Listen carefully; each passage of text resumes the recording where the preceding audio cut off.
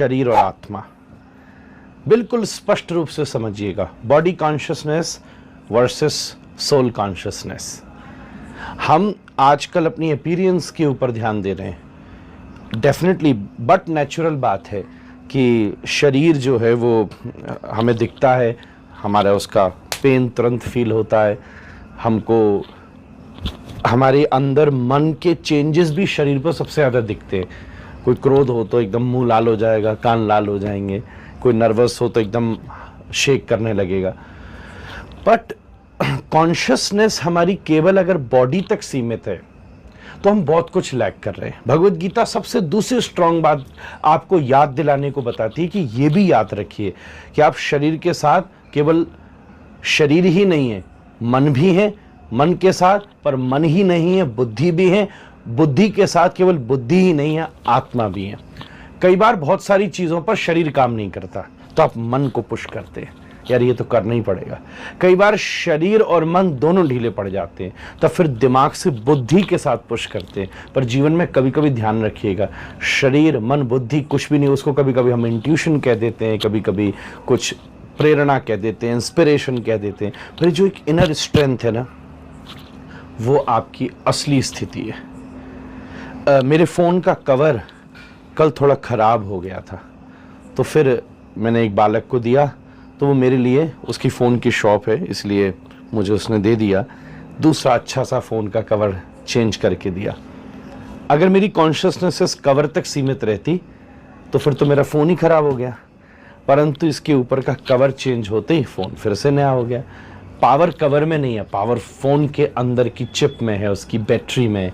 बस उसी प्रकार से पावर आपकी आत्मा में है। मरने के बाद शरीर तो यहीं पड़ा रहता है, ये ऊपर वासांसी जीर्णानि, ये तो केवल ऊपर का कवर है जो time to time change. We have to be conscious about that. शरीर के साथ आत्मा बिल्कुल चिपकी हुई है। कभी आपने कोकोनट बाहर से खरीदा हो तो जैसे कोकोनट की मलाई बिल्कुल चिपकी होती है, पर कभी आपने सूखा हुआ नारियल खरीदा है, उसको थोड़ा सा हिलाओ तो अंदर से आवाज आती है बॉल की। कहने का मतलब उस मलाई ने अब शरीर को छोड़ दिया। हम नारियल खाते हैं तो ऊपर का खोल तो फेंक देते हैं, अंदर की मलाई मलाई खाते हैं। ऐसे शरीर उसके खोल की तरह इंपॉर्टेंट है, इसको हेल्थी रखना इंपॉर्टेंट है, इसको ध्यान में रखना बहुत इंपॉर्टेंट है।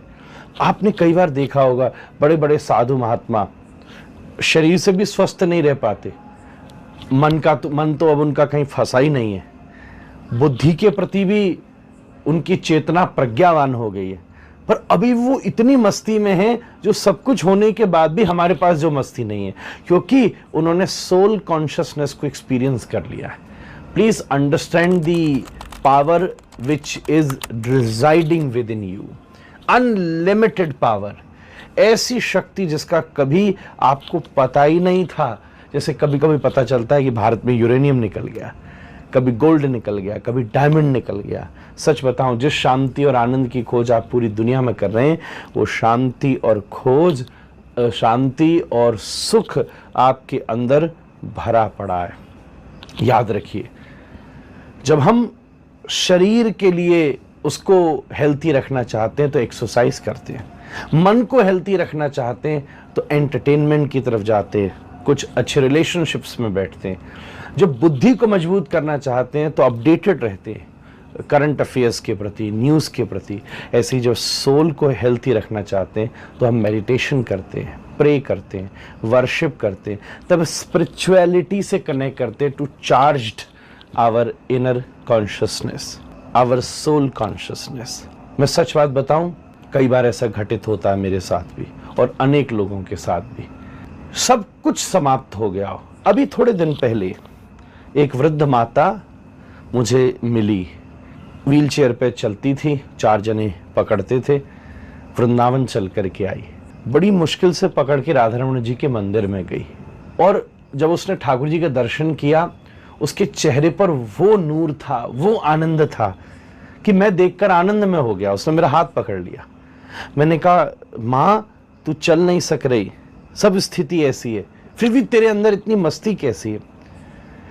तब उसने एक शब्द कहा, शरीर दुनिया के लिए सब कुछ कर करके थक गया महाराज, मन अब किससे लगाऊं, पुरानी हो गई। बुद्धि चलती नहीं, भूल जाती हूं अपना चश्मा ही रख करके कहाँ रख दिया मैंने, पर मेरी आत्मा मेरे परमात्मा की तरफ खींची चला आई, मेरी भक्ति मेरे भगवान की तरफ खींची चली आई, ये प्रेयसी अपने प्रियतम राधा रमण की तरफ चली आई, उसकी वो चेतना उसको खींच करके ले गई। शरीर की ऊर्जा आपके साथ 30-40 वर्ष तक रहती है, मन उससे ज्यादा, बुद्धि उससे ज्यादा, पर एक समय ऐसा आता है जब फिर केवल आत्मा ही काम कर सकती है। ध्यान रखिए गीता का दूसरा सूत्र कि आप शरीर में हैं, शरीर आप नहीं है, आप का है।